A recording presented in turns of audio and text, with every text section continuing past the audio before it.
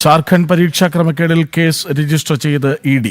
സാമ്പത്തിക ക്രമക്കേട് ഉൾപ്പെടെയുള്ള ആരോപണങ്ങൾ ഉയർന്നതോടെയാണ് ഇ ഡി ECIR രജിസ്റ്റർ ചെയ്തത്. ജാർഖണ്ഡ് PSC മുൻ ചെയർപേഴ്സൺ എൽ ഖിയാങ്ങിനെ അറസ്റ്റ് ചെയ്തു. വിവരങ്ങളുമായി ശ്രീകാന്ത് ഒപ്പം ചേർന്നു. ശ്രീകാന്ത്, ജാർഖണ്ഡിൽ വലിയ പ്രക്ഷോഭം ഒരു വശത്ത് നടക്കുന്നുണ്ട്. യുവജന സംഘടനകളാകെയും സർക്കാരിനെതിരെ തെരുവിലിറങ്ങിക്കഴിഞ്ഞു. ഇതിപ്പോൾ പരീക്ഷാ ക്രമക്കേടിൽ സർക്കാരിന് കുരുക്കുമുറുകുന്നു ഇ ഡി കേസ് രജിസ്റ്റർ ചെയ്തതോടെ.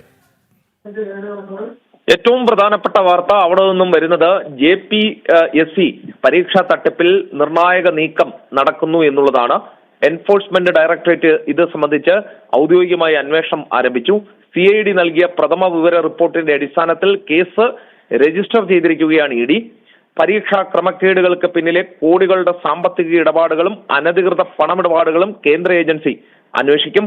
പ്രക്ഷോഭങ്ങൾ ശക്തമായ തട്ടിപ്പ് ശൃംഖല പൂർണ്ണമായും പുറത്തു കൊണ്ടുവരാൻ ലക്ഷ്യമിട്ടാണ് ഈ നടപടി നടക്കുന്നത്. ഒരു കാര്യം മനസ്സിലാക്കേണ്ടത്, ഈ പാറ്റ സമരത്തിന് നേതൃത്വം നൽകിയ അഭിജിത്ത് ദീപ്കെ പ്രധാനമന്ത്രിയുടെ വീട്ടിലേക്കടക്കം അവിടേക്ക് എത്തിയിട്ടില്ല. ഈ നിമിഷം വരെയും ഇപ്പോഴും വിദ്യാർത്ഥികൾ അവിടെ സമരം തുടരുകയാണ്. ആ വിദ്യാർത്ഥി സമരത്തിന് നേർക്ക് കണ്ണടയ്ക്കുകയാണ് ഇവരെല്ലാം.